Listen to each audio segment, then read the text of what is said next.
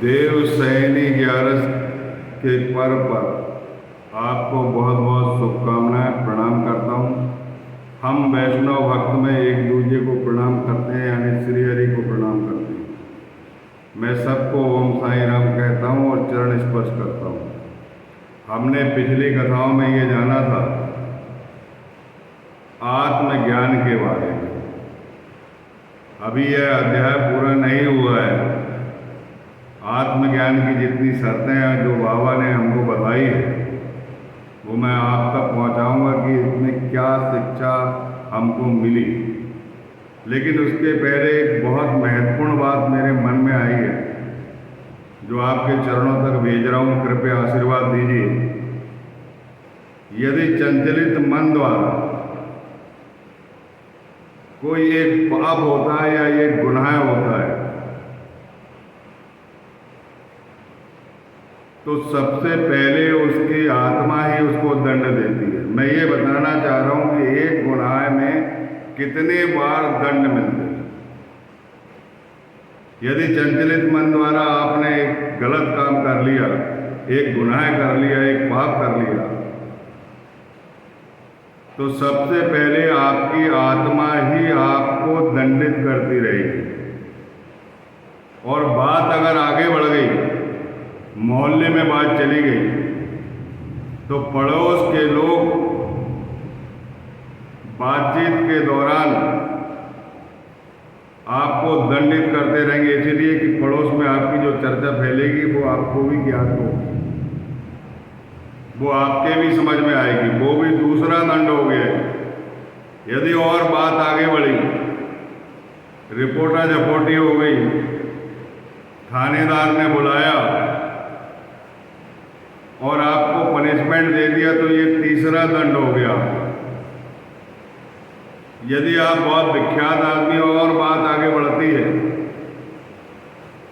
तो मीडिया जो है, जब बुरा वक्त किसी का आता है और जब वो बात उजागर होती है तो वो माइक लेके उस द्वार तक पहुंच जाता है। यहाँ ऐसा हो रहा था, इस द्वार से फलाना हो रहा था, इस द्वार में ये महल है, इस द्वार में फलानी रानी रहती थी, फलानी गोपिका नाचती थी, यहाँ पर ऐसा आशीर्वाद वचन होता था, यहाँ पर ये उपाय किए जाते थे। ऐसे मौके पहले नहीं जाएगा वो माइक लेके, उसे सब पता है। लेकिन जब बात उजागर हो जाएगी, जबकि कर्तव्य है पत्रकारों का कि समाज को ऐसे, समाज के दर्पण कहलाते हैं ये लोग जानकारी रखते हैं, लेकिन समय के पहले अगर उजागर कर दें तो लोगों का कल्याण होता है, लोगों का भला होता है। लेकिन जब पकड़ा जाते हैं तब अपने माइक लेके इधर किधर दौड़ने लगते हैं। मैं उनको दोषारोपण नहीं कर रहा हूं, पर मैं ये बात उन्हें भी बताना चाह रहा हूं कि जो काम गलत हो रहा है उसको पहले सामने लाओ। गलत होता है तब तो सामने नहीं लाते, लेकिन कहीं बात उजागर हो जाती है, फैल जाती है किसी के द्वारा, या कोई प्रलयकारी घटना घट जाती है तो फिर माइक लेके इधर किधर दौड़ने लगते हैं। पहले भी दौड़कर ये बात समझा सकते थे और समाज को इनसे बचा सकते हैं। पत्रकार समाज के दर्पण है, मैं उनको प्रणाम करता हूँ। कृपया अपना दर्पण जो व्यक्तित्व है उसको संभालें और लोगों का कल्याण करें। मैं ये बात कर रहा था कि एक गुनाह का कितना दंड होता है। एक गुनाह, सिर्फ एक गुनाह की बात कर रहा हूँ। एक तो सबसे पहले आपकी आत्मा दंड देती, फिर पड़ोसी लोग दंड देने लगते हैं, फिर थानेदार पिटाई कर देता है, पनिशमेंट देता है, वो दंड होता है, फिर मीडिया वाले आजू बाजू आ जाते हैं, वो दंड देने लगते हैं। और इसके बाद कई दिनों तक अगर पेट आगे बात बढ़ी, गुनाह आगे बढ़ा, FIR वगैरह हो गई, तो कई दिन पेशी में और जेल भी जाना पड़ सकता है आपको। न्यायालय से भी जो दंड मिलेगा वो भी आपको झेलना पड़ेगा। तो इस प्रकार 5 दंड हो गए। एक आत्मा दंड देती है, दूसरा पड़ोस वाला दंड देता है, तीसरा थानेदार सिपाही दंड देता है, चौथा मीडिया वाले दंड देते हैं, और 5वां जो न्यायाधीश है वो दंड देता है। और इसके बाद जब आप मृत्यु में जाते हैं और आपकी सूक्ष्म आत्मा जो निराकार होती है, सूक्ष्म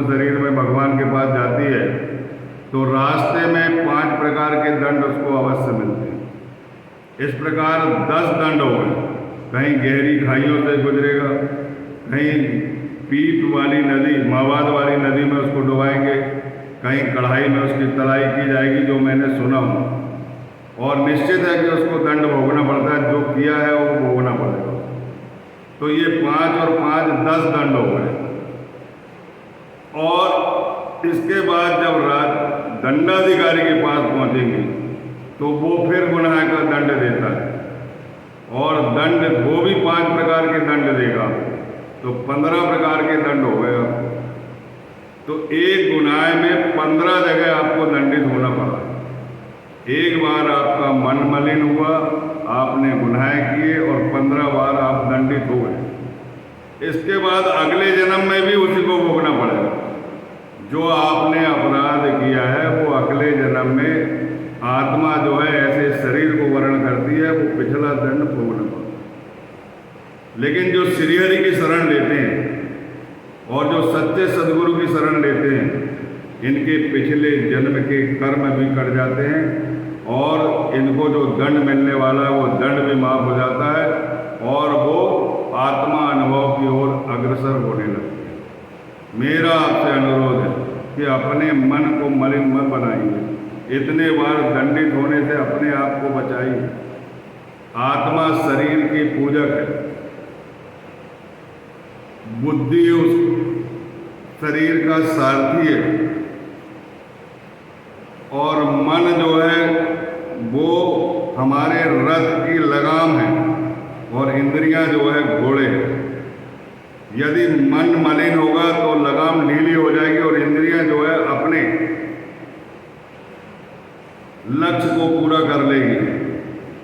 यदि मन मलिन नहीं है तो लगाम हमेशा टाइट रहेगी, और बुद्धि सारथी जो है वो कभी भ्रष्ट नहीं होगी। मन मलिन होने पर बुद्धि भ्रष्ट होती है, और बुद्धि भ्रष्ट होती है तो लगाम ढीली होती है, और जो इंद्रिय रूप घोड़े रहते हैं वो अपनी मनमानी करने लगते हैं। और जो सच्चे सदगुरु के सेवक होते हैं, उनके मन को, उसमें 9 में से एक बात बोली है कि मन पवित्र होना चाहिए।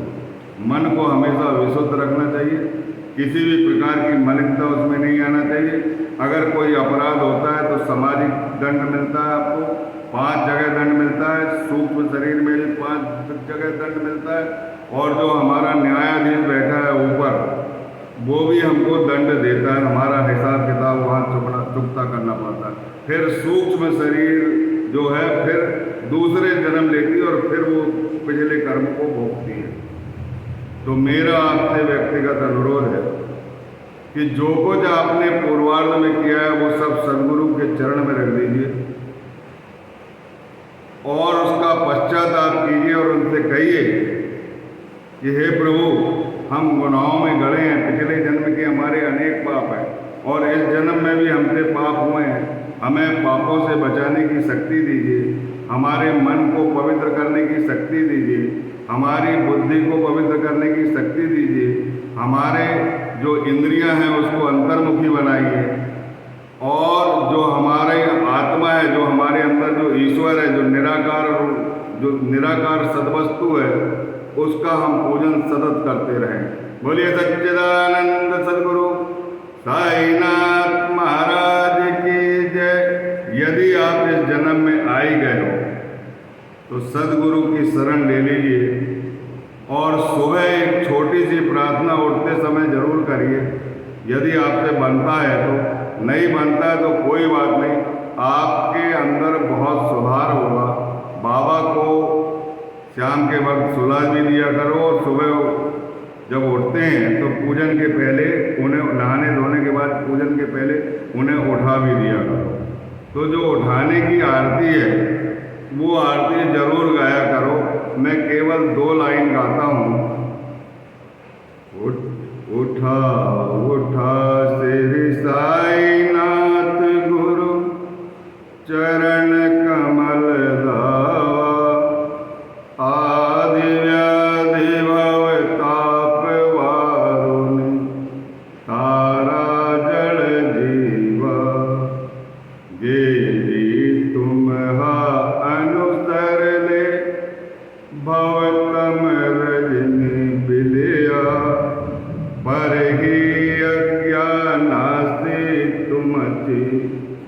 भूल वियोग माया सत्य नया मायत किंचित ही तिजला शराया तुम्ही जति ते सारुनि दावा मुख जन ताराया। बो साईनाथ महाराज भवत मेरे नासक रवि अज्ञान अमीक तेत वर्णावित थोरवि तीवर्णिताम भागने बहुविध शेष विधि कवि सकृपा हो महिमा तुम चा तुम्हें वधवावा आदि व्याधि भव ताप वारुणि तारा जल जीवा उठा उठा श्री साईनाथ गुरु चरण कमल दावा आदि व्याधि भव ताप वारुणि तारा जल जीवा। बोलिए सच्चिदानंद सद्गुरु साईनाथ महाराज की जय। मैं मध्य प्रदेश का निवासी हूँ। मराठी मेरी उतनी अच्छी है नहीं, लेकिन मराठी लोग जो गाते हैं उसको देख देख कर सीख गया मैं। और इसका अर्थ अगर जानना चाहते हो तो सगुण उपासना की जो आरती की किताब शिरडी में मिलती है उसमें अर्थ भी दिया गया। अर्थ वाली किताब देखो और अर्थ जानकर आप आश्चर्यचकित हो जाओगे। ऐसी भगवान की प्रार्थना है। तो जो भी पिछले पाप है अपने वे समस्त कष्ट वेदना दंश पीड़ा ये सब समाप्त हो जाती है इस प्रार्थना से। और ऐसी प्रार्थना करने के बाद सद्गुरु के चरणों को अपने हृदय में धारण करो। कभी मन मलिन नहीं होगा, कोई पाप नहीं होगा। और जाने अनजाने में अगर पाप होगा तो उसका पश्चाताप भी कर लो और दया कृपा क्षमा कह दो, रहम कह दो, सबका कल्याण हो जाएगा। आपका आत्म कल्याण होगा, आत्म दर्शन होगा। अगली कथा में हम आपको बताएंगे कि पंच प्राण पांच इंद्रियां मन बुद्धि अहंकार और बाबा ने जो 10 शर्तें बताई उससे हमको क्या ज्ञान प्राप्त हुआ। फिर अगले बार हम 18-19 अध्याय में प्रवेश करेंगे जहां अमृत बरसने वाला है। बोलिए सच्चिदानंद सद्गुरु साईनाथ।